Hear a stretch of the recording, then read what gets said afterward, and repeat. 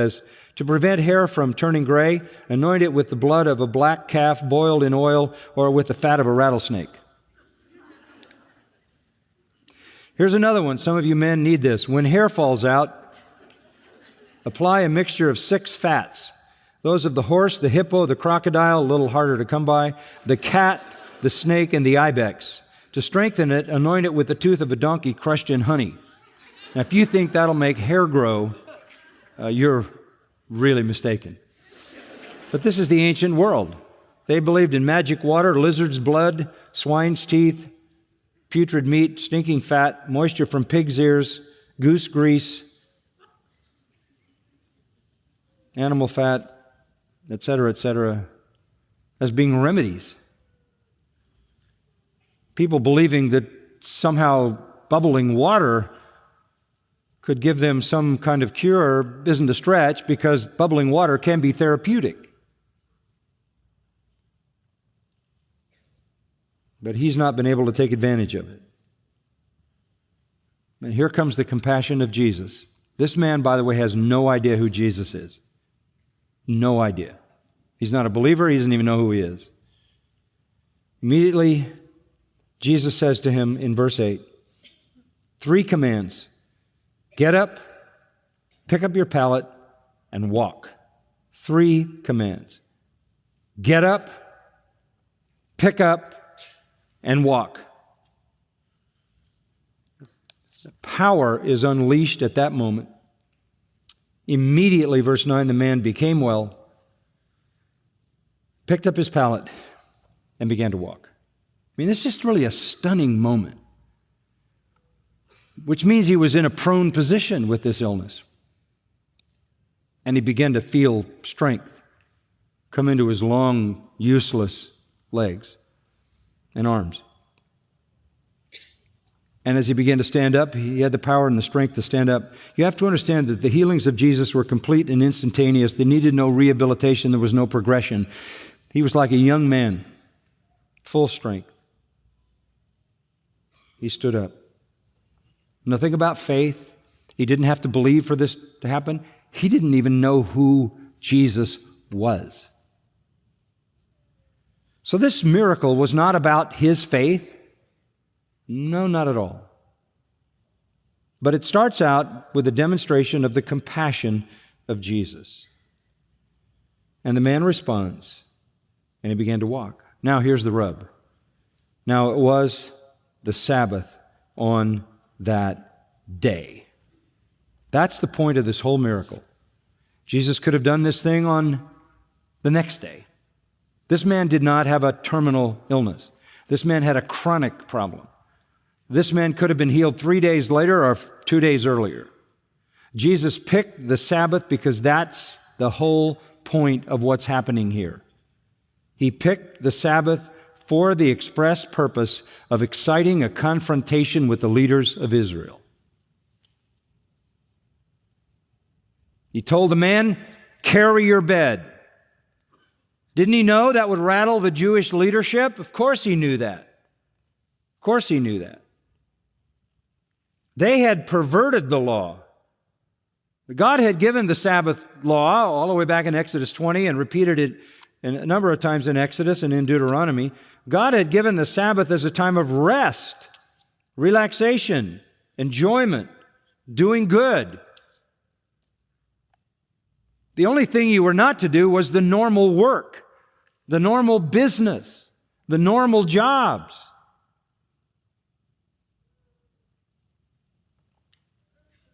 In Jeremiah 17:21, take heed for yourselves and do not carry any load on the Sabbath or bring anything in through the gates of Jerusalem. That's commerce.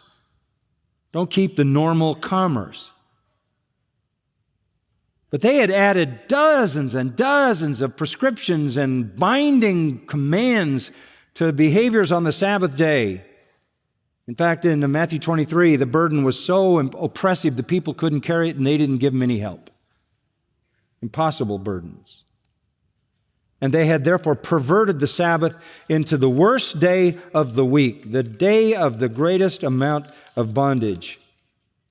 In Luke 6, he entered the synagogue on Sabbath was teaching, there was a man there whose right hand was withered. The scribes and Pharisees were watching him closely to see if he healed on the Sabbath, so they might find reason to accuse him. So he accommodated them. He knew what they were thinking, as he always did. He said to the man with the withered hand, "Get up and come forward." He got up and came forward. Jesus said to them, "I ask you, is it lawful to do good or to do harm on the Sabbath, to save a life or destroy it?" And looking around at them all, he said to him, "Stretch out your hand." He did so, and his hand was restored, and they themselves were filled with rage and discussed what they would do to Jesus. They wanted him dead because of what he was doing on their precious Sabbath. The Sabbath was the focal point of their apostate, self-righteous, legalistic religious system. Jesus even declared to them that he could do whatever he wanted on the Sabbath. Listen to Mark 2:27. "The Sabbath was made for man," Jesus said, "and not man for the Sabbath, and the Son of Man is Lord of the Sabbath." So Jesus purposely brought about a Sabbath confrontation. This was never about the faith of the man. This was about the confrontation with the leaders. And that leads us to consider how serious they saw this breach and how Jesus paid no attention to their traditions. He refused to observe the legalistic man-made Sabbath regulations of rabbinic tradition. It was a major point of contention between him and the religious establishment. Matthew writes about it, Mark, Luke, John, as we're seeing here.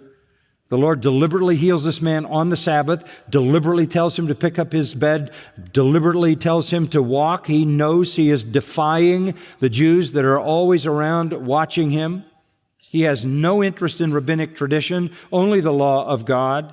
He knows that they have substituted the traditions of men for the law of God. He knows the Sabbath is a means to glorify God and honor God. It is a gift to mankind.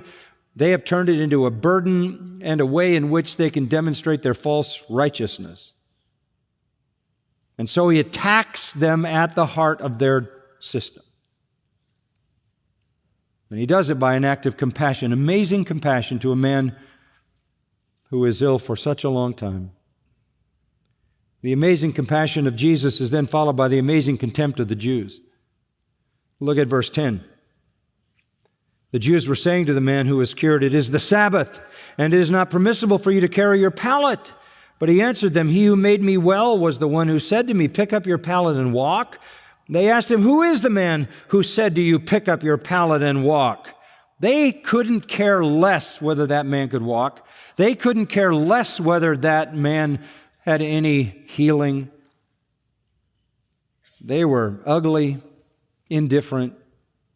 They had nothing but contempt for that man, believing that he was in that condition because God had punished him, and they were not, because they were being approved by God. They have nothing but contempt for that man, but more importantly, they have nothing but contempt for Jesus and what he has done.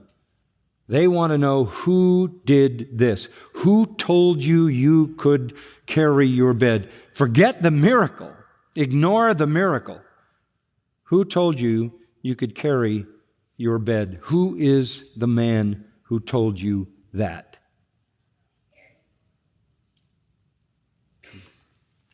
He's intimidated. This man is intimidated. And that's what leads to the third and most compelling part of the story, the complacency of the man. The compassion of Jesus, the contempt of the Jews, and then the complacency of the man. This is really amazing. Pick it up in verse 14. Afterward, Jesus found him in the temple. Now remember, there would have been tens of thousands of people in the temple, but Jesus knew what was in people, and he knew where they were, knew where they had been, and where they were going. Found him in the temple. He went after him and said to him, "Behold, you have become well. Do not sin anymore, so that nothing worse happens to you." Personal touch. He found the man. In the massive crowd in the temple, he finds that man who's now walking and no doubt talking to everybody he can find about what has happened to him. That man has no idea who did this, where the power came from. Jesus finds him. And I think they had a conversation longer than is recorded here. I think this kind of fits into John 21:25, that if everything Jesus did and said was written down in the books of the world, couldn't contain it. But the end of the conversation went like this: you have become well. You have been healed. Do not sin anymore, so that nothing worse happens to you. What's the implication of that? That his 38-year illness was connected to sin. Is that always the case? No. In chapter 9, a man born blind. What did the Jews say? Who sinned, this man or his parents? And what did Jesus say? Neither. Sometimes you're sick and it's not a direct punishment for sin. But sometimes sickness is a direct punishment for sin. Paul said to the Corinthians, some of you are weak and sick, and some of you have even fallen asleep because of the way you've desecrated the Lord's table. David said that God's hand was so heavy on him for his sin that his life juices were drying up. Moses said in Deuteronomy 28 to the people of Israel, if you do not obey God, God will cause these diseases to come on you. In the case of this man, his sickness was related to sin, to his sin. We don't know any more than that. And Jesus' final sobering warning to the man is, you've been made well. Now you need to go a different direction, away from the sin that has marked your life. That tells me the man is unsaved. The man is unsaved. And Jesus is saying 38 years of illness is a result of sin, but that is nothing compared to the wrath of God in hell that you could experience forever. You've been made well. Go and sin no more.